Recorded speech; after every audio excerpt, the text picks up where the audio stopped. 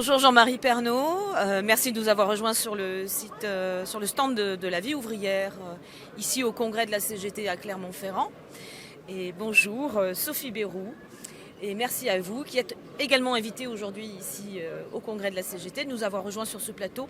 Nous allons parler avec vous deux de l'actualité sociale et notamment du mouvement social qui se poursuit contre la réforme des retraites. Alors je vais vous laisser vous présenter. Jean-Marie, rappelez-nous un petit peu où vous vous situez.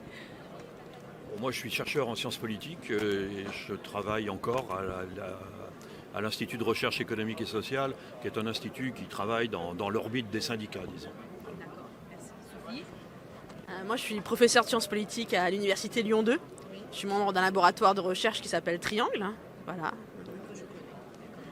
Merci beaucoup. Alors première question, je vais vous demander un petit peu l'analyse que vous faites sur la poursuite du mouvement social contre la réforme des retraites et peut-être pour placer le curseur quelque part et pas repartir depuis le 19 janvier, parce qu'il y a quand même il s'est passé quelque chose à partir du 16 mars, c'est-à-dire le jour où a été dégainé l'article 49.3 par Elisabeth Borne, article qui ne devait pas être dégainé, nous avait-on promis jusque-là, nous avait-on assuré jusque-là.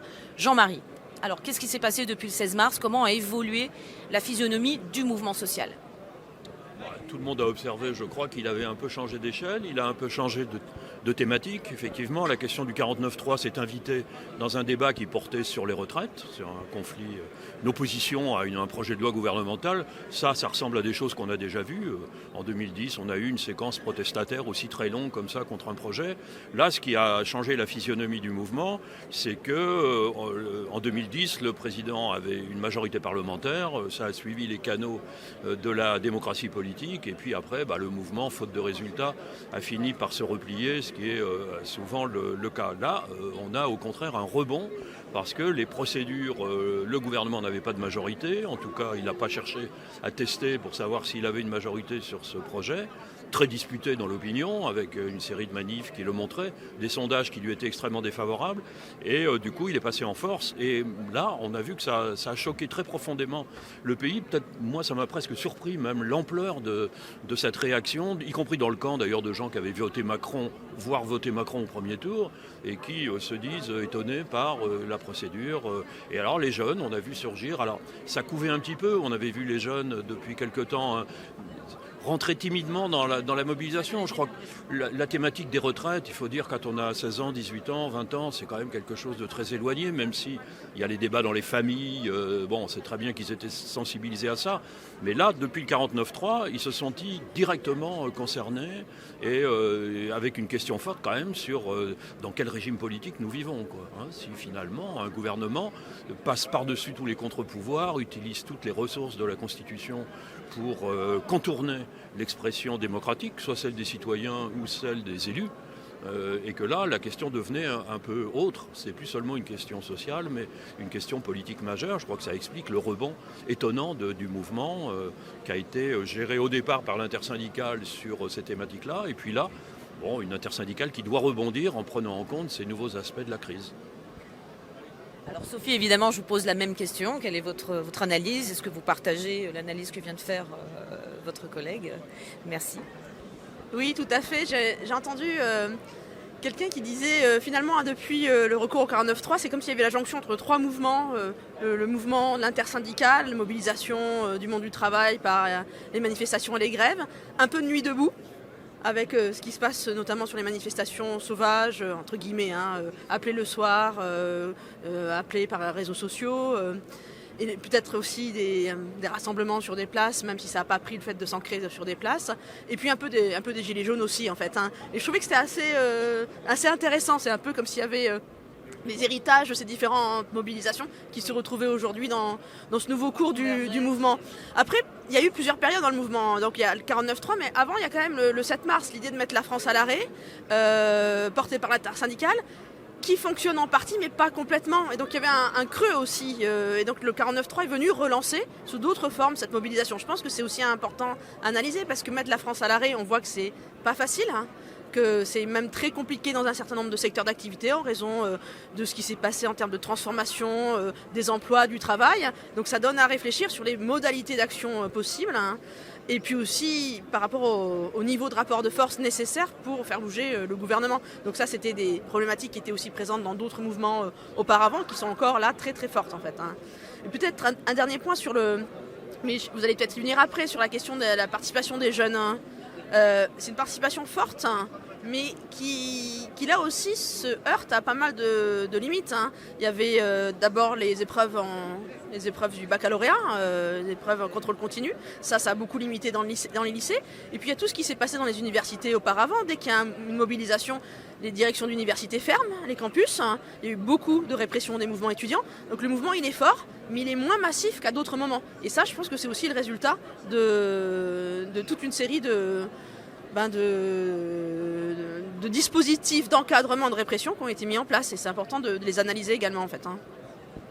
D'accord, merci beaucoup. Alors oui, le surgissement de la jeunesse, ça s'est vu dès le dégaiement du 49-3, on a vu l'envahissement de Place de la Concorde, et hier encore, mobilisation intersyndicale, à l'appel de l'intersyndicale, un petit peu en recul, en nombre, mais avec un rajeunissement énorme des présents aux manifestations. C'était visible, tangible et indéniable. Alors quelle suite? Alors maintenant, le mouvement syndical, est-ce que vous avez le sentiment, vous deux, qu'il commence à se laisser déborder par la jeunesse, comme cela était prévisible, puisqu'il organise très peu la jeunesse. Et par ailleurs, vous avez bien fait de mettre des guillemets autour du mot rassemblement sauvage, parce qu'ils ne sont pas sauvages du tout. Ils sont en fait très organisés, mais sous des modalités qui n'ont rien à voir avec la promenade, la manifestation traditionnelle organisée par l'intersyndicale. Est-ce que vous avez le sentiment que l'intersyndicale se trouve aujourd'hui cornérisée, débordée, cornérisée, et quelle suite peut-elle donner justement pour réagréger la jeunesse si tant est qu'elle souhaite poursuivre le mouvement? Et visiblement oui, puisqu'une nouvelle date a été fixée dès hier, le 6 avril.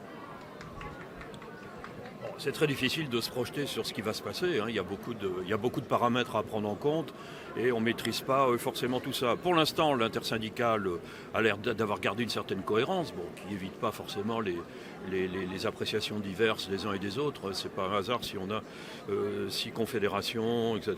Donc il y a des sensibilités diverses. Mais enfin, globalement, c'est quand même c'est quelque chose qui tient et qui continue à jouer une fonction d'encadrement. Mais c'est un encadrement assez souple. Même le slogan « La France à l'arrêt », c'était pas l'appel à la grève, c'était pas l'appel au blocage, c'était quelque chose qui invitait chacun à apporter une pierre. Et je trouve que ça avait un côté un peu créatif, c'était assez nouveau comme slogan.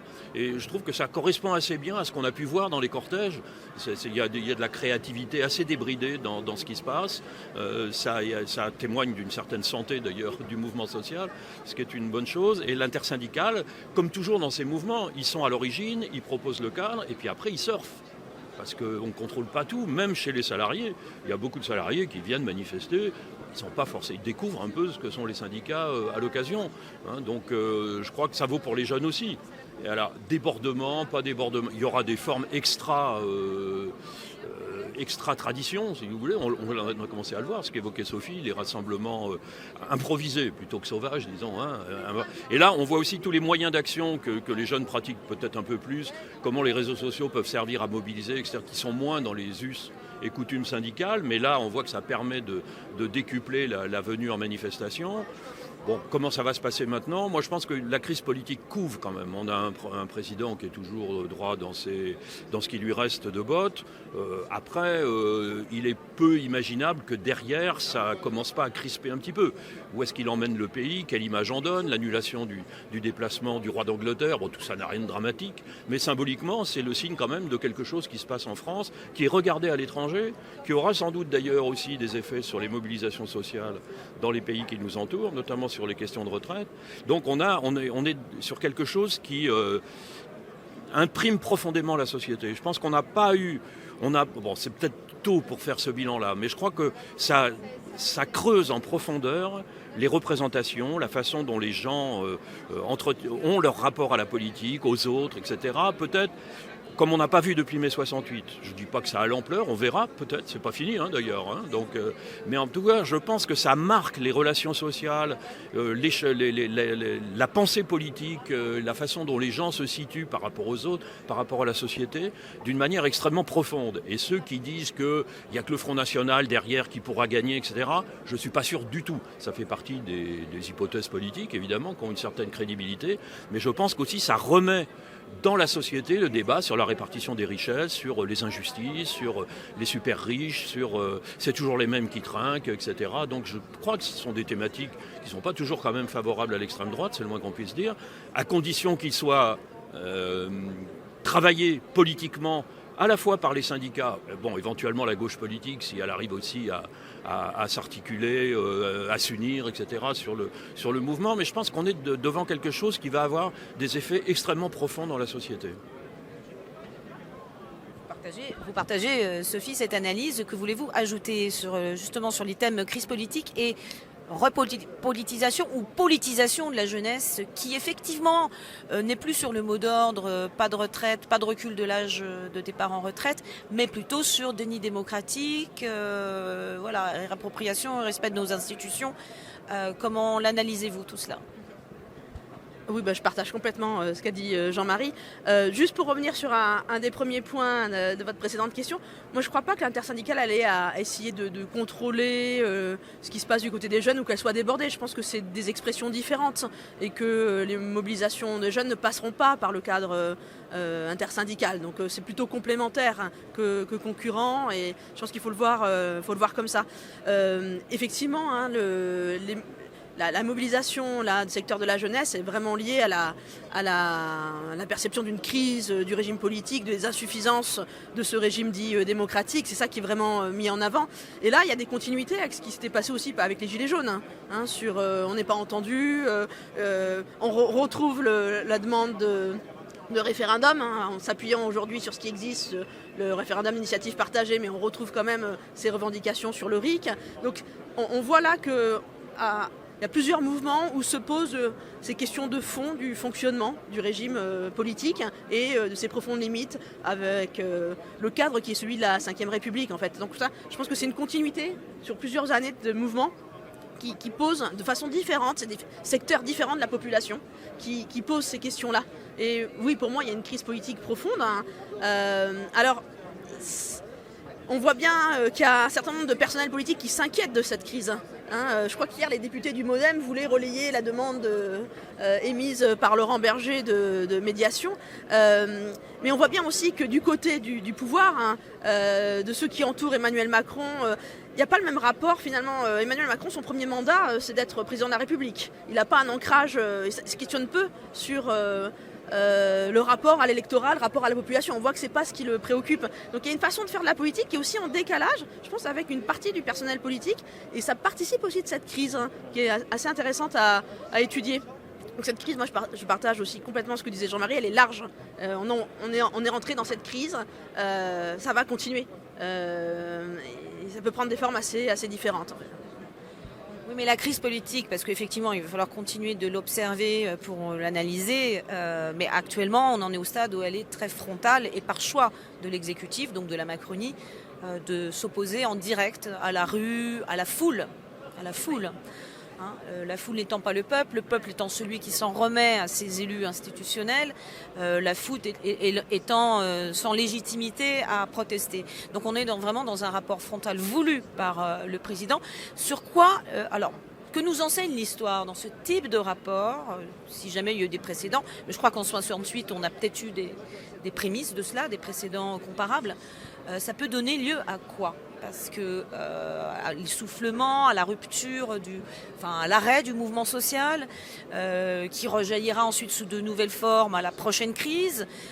Et qu'est-ce que cela veut dire aussi pour l'exécutif ? Pourra-t-il continuer de gouverner dans ces conditions-là ?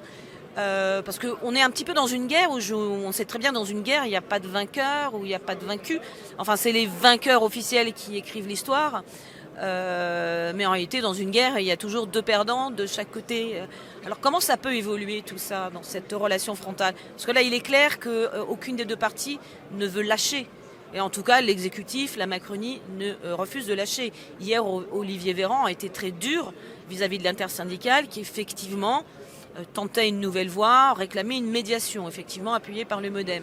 Il a été renvoyé dans ses buts par Olivier Véran.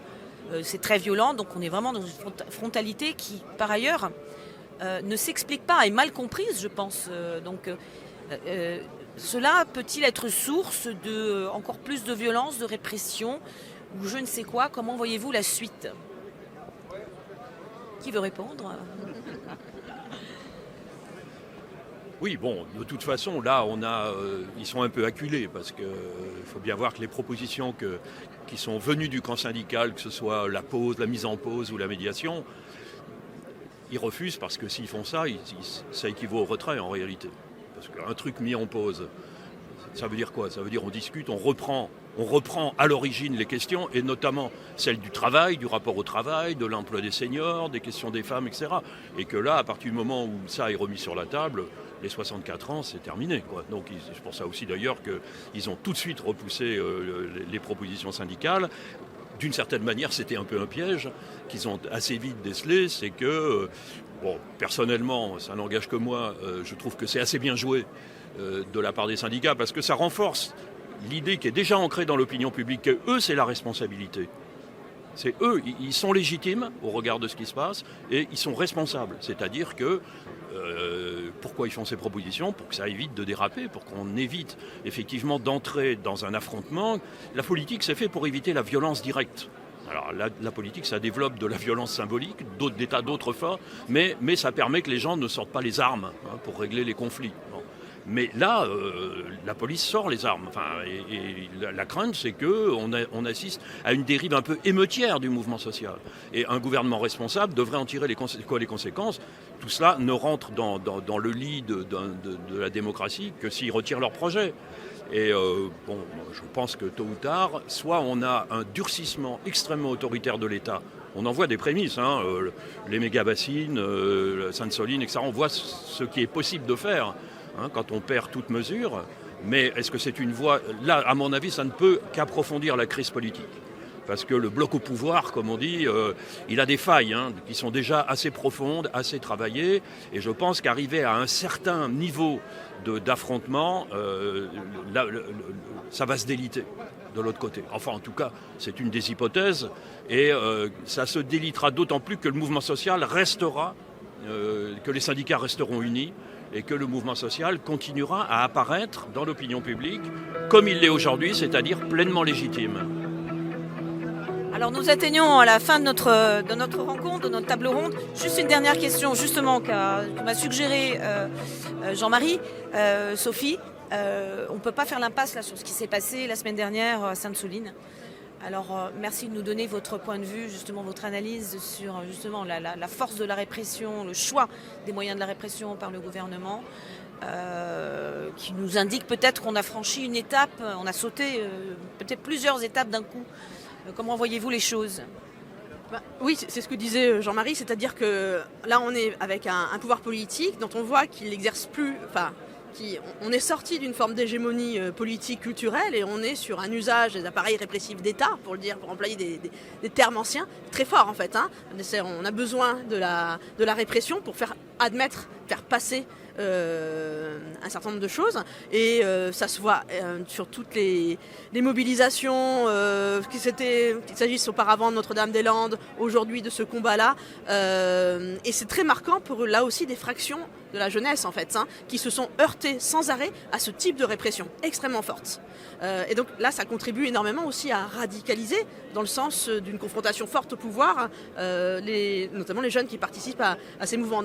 Donc un seuil a été franchi, je pense que le seuil il a été franchi sur d'autres mouvements aussi, sur des questions de défense de la planète, de l'écologie, et que ça a été un des terrains sur lequel ça s'est développé très fortement. Il faut se rappeler aussi ce qui s'était passé au barrage de Sivens.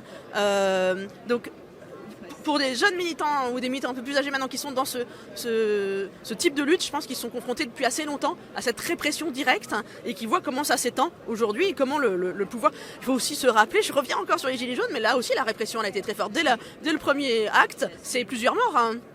Oui, et c'est des milliers de blessés, des personnes éborgnées, mutilées, telles qu'on a revu là pendant le mouvement, puisque sur le cheminot qui a été éborgné aussi. Donc, mais là, ça rejoint ce que disait Jean-Marie, c'était un affaiblissement, une réduction, je ne sais pas comment le dire, de la légitimité politique, hein, et du coup le pouvoir a recours aux armes, enfin à la force pour pouvoir se maintenir. Moi je trouve que ce qui va se passer avec le Conseil constitutionnel sera assez intéressant pour un peu un indicateur des failles dans le bloc au pouvoir en fait. Est-ce que le Conseil constitutionnel va avoir le courage ou pas d'invalider la loi? Je pense que ce sera assez intéressant de voir ce qui va se passer là en fait. Hein. Il faudra attendre quelques semaines. Oui. Eh bien, je vous remercie tous deux d'avoir accepté de répondre à nos questions.